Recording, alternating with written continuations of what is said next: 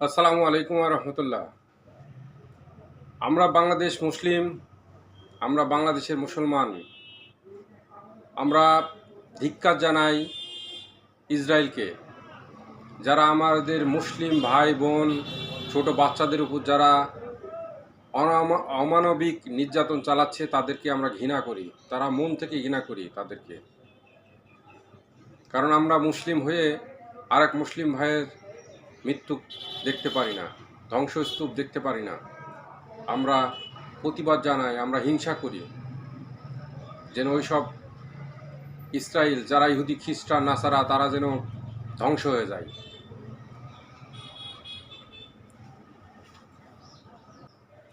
বাংলাদেশ মুসলিম দেশ, আমরা সর্বোচ্চ মুসলমান।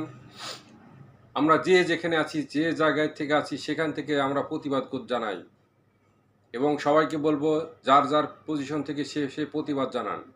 আমরা দেশের জন্য আমাদের মুসলিম ভাইয়েরা বোনেরা নির্যাতিত হচ্ছে, ছোট ছোট মাসুম বাচ্চাদেরকে হত্যা করা হচ্ছে।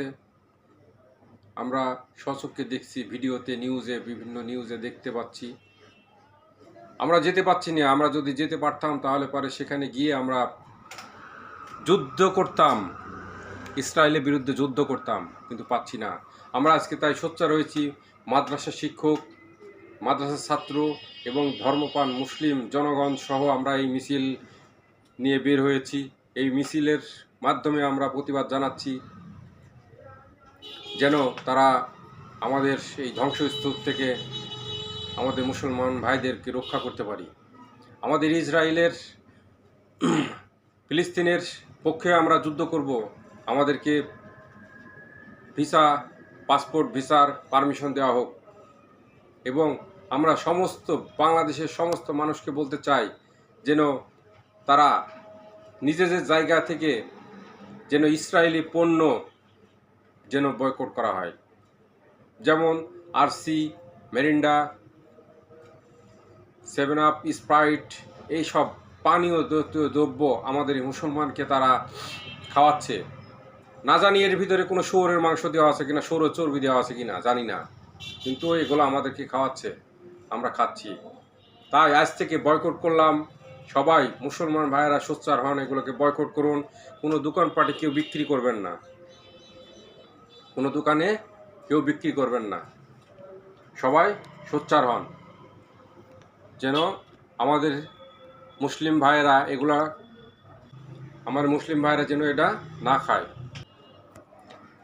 ইসরায়েলের আরও অনেক পণ্য আছে যেগুলা আমরা বাসা বাড়িতে আমাদের নিত্য প্রয়োজনীয়ভাবে ব্যবহার করি, যেমন হুইল পাউডার, রেন পাউডার, কাপড় ধোয়ার যেসব পাউডারগুলো আছে, এই ইসরায়েলের পাউডার দিয়ে আমার মুসলিম ভাইয়েরা কাপড় ধুয়ে আমরা নামাজে যাব না। আমরা ওই যে কাপড়কে, ওদের পাউডারকে আমরা ঘৃণা করি, ওদের পাউডার আমরা ব্যবহার করব না। শ্যাম্পু আছে, শ্যাম্পু মারি মাথা আমরা শ্যাম্পু দিব না। আউট, এক কথায় বয়কট। আরও আছে ডাব শ্যাম্পু, ডাব সাবান, এগুলো আমরা ব্যবহার করব না। হুইল পাউডার, রেন পাউডার, এই জাতীয় যত ইসরায়েলি পণ্য আছে আমরা এগুলোকে বয়কট করব, আমরা কেউ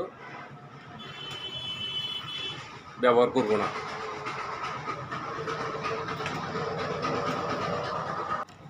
আমরা মুসলিম হয়ে আরেক মুসলিম ভাইয়ের মৃত্যু দেখতে পারি না।